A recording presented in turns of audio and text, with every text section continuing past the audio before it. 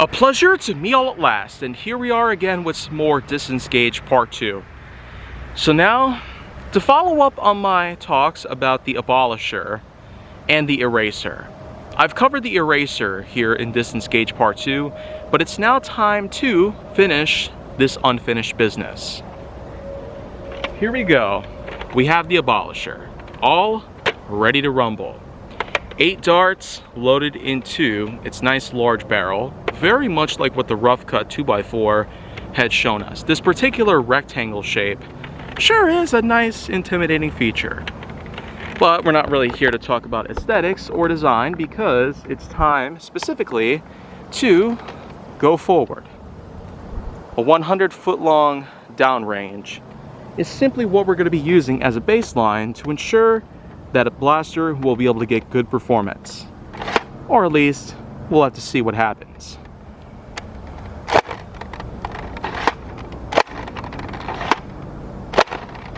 As you can see, it basically fires multiple darts at once.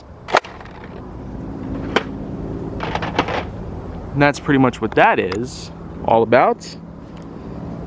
Like before, we're going to be starting at 0 feet. Work our way down to the lowest point in the test and see for ourselves what kind of performance can be done. Lowest darts are basically sitting just under 30 feet, so that's probably what we'll count that as.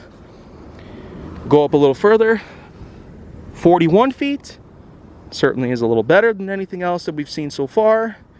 Then we look for the top dart. The highest point in the test probably isn't very easy to spot because of this huge crabapple patch. I mean, there's been a ton of instances of this happening. Oh, here we go. The highest point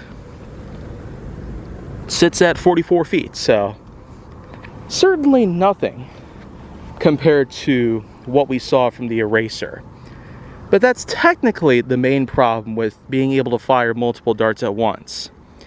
And considering the fact that plenty of people out there are able to get their hands on higher performance blasters, it does seem that this might be one of the main reasons why Nerf is not selling very well in recent years. Now we're all set to take on the Abolisher's secondary function.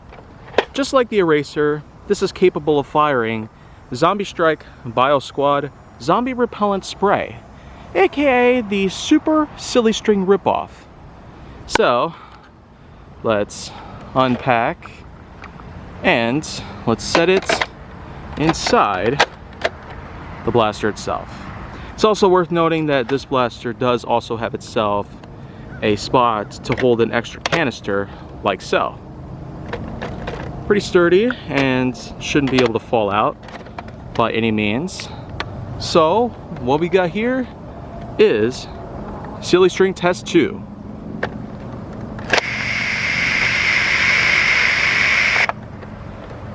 Well, check that out. Let's just see. Doesn't really look like it did much of an improvement over, well, the Eraser, but, well, look at that.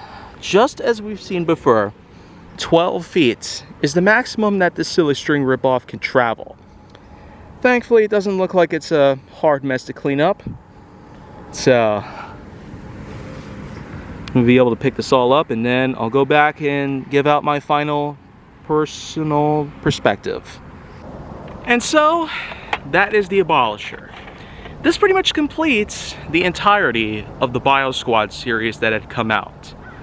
I really ought to say, I was certainly hoping for a lot of better varieties here, because all we pretty much get are 2 blasters that are technically identical but have a spot to hold a can of Silly String on top, a trigger to pretty much depress, on a plunger that will allow for pressure to be created inside the can and shoot the string out, plus barrels in the front, pump on the bottom. So 2 blasters that technically are alike in a way.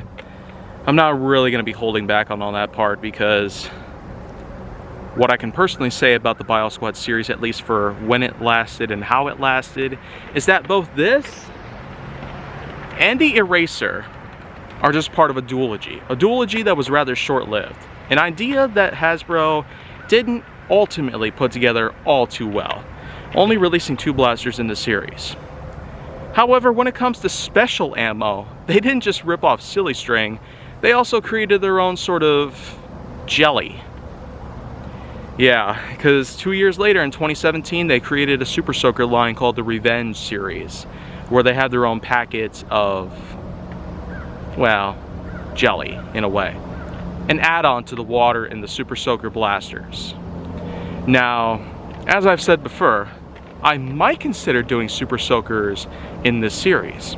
It's not an impossible feat, and I could definitely try that out, as there is tons of blacktop out there with all the roads being remade, remodeled, and redone in such a pleasant way.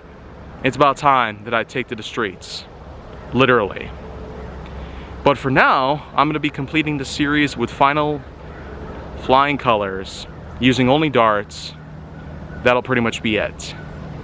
But maybe if I do create a 3rd season of Distance Gauge, which certainly won't be happening anytime soon, but if I do, then maybe do expect some real big surprises to happen there as well, just like what we've seen here. So, if you want to see more, go down to my channel, then make sure that you like, subscribe, comment, follow me on social media, and stay on the Hollywood side.